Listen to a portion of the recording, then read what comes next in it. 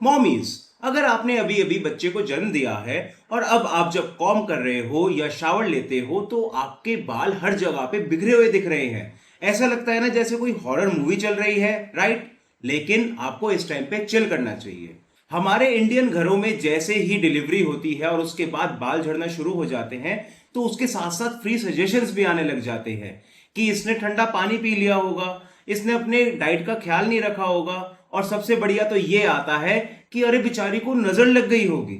लेकिन इससे पहले अगर आप अपने आप को ब्लेम करना शुरू करो, अपनी डाइट को ब्लेम करो, आपको मैं एक सच बात बताऊं, पोस्टपार्टम हेयर फॉल 100% नॉर्मल है, बायोलॉजिकल है, और सबसे बड़ी बात टेम्परेरी है ये। आज हम जानेंगे साइंटिफिकली कि ऐसा होता क्यों है डिलीवरी के बाद।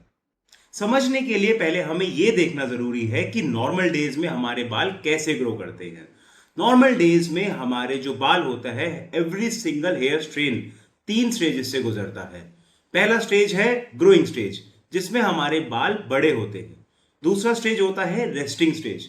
इस स्टेज में हमारे बाल बढ़ना बंद हो जाते हैं, लेकिन वो हमारे स्कैल्प के साथ जुड़े रहते हैं और टिके रहते हैं।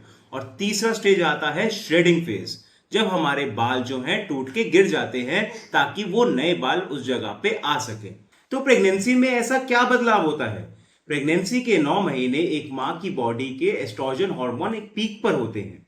ये एस्ट्रोजन एक पॉज बटन की तरह काम करते हैं जो बालों को रेस्टिंग फेज में ही रोक के रखते हैं, जिसकी वजह से बाल गिरते ही नहीं है। अब आती है डिलीवरी की बारी।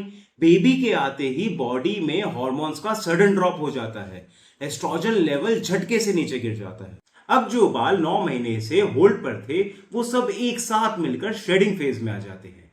ये हेयर फॉल जो होता है डिलीवरी के 2 से 4 महीने बाद स्टार्ट हो सकता है। हाँ, जब हमारे हाथ में वो गुच्छे के गुच्छे बाल आते हैं तो डरना नेचुरल है, लेकिन ध्यान रखें ये वही बाल हैं जो 9 महीने तक झड़े नहीं थे। आप इससे टकले नहीं हो रहे हैं। इसके झड़ने के बाद आपके नए बाल आना स्टार्ट हो जाएंगे। और एक जरूरी बात, लेकिन हस्बैंड्स के लिए, न्यू मॉम्स वैसे ही स्लीपलेस नाइट्स और अपनी बॉडी हीलिंग से डील कर रही होती हैं, लेकिन आपको उनको ब्लेम करने की बजाय कि आप ढंग से अपना ख्याल नहीं रख रहे हो या ढंग से खाना नहीं खाते हो, उनका साथ दो। ऐसे ही अपने बच्चों को संभालो ताकि वो ढंग से रेस्ट कर पाए। एक बहुत ही जरूरी सवाल कि ये हेयर फॉल कब तक चलेगा? मोस्टली 2 से 4 महीने तक ये बिल्कुल पीक पर रहता है और फर्स्ट बर्थडे आने तक में ही सारी चीजें नॉर्मल हो जाती हैं। आपको बस ध्यान रखना है कि आप अपने बालों को जेंटल केयर करें, उनको ज्यादा टाइटली बांधे ना। मतलब जैसे वो चोटी बांधते हैं तो मतलब रूट्स पे खिंचाव नहीं होना चाहिए। कोई केमिकल का यूज ना करें।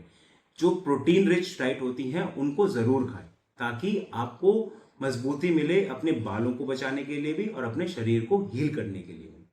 आपकी बॉडी ने पूरी लाइफ को क्रिएट किया है तो उसको हील होने के लिए थोड़ा टाइम और ग्रेस दो। अगर आपको ये वीडियो थोड़ी सी भी इंफॉर्मेटिव लगी तो उन नई मॉम्स के साथ जरूर शेयर करें। इस वीडियो को लाइक करें और हमारे चैनल को सब्सक्राइब कर लें ताकि हम ऐसी और वीडियोस आपके साथ शेयर कर सकें।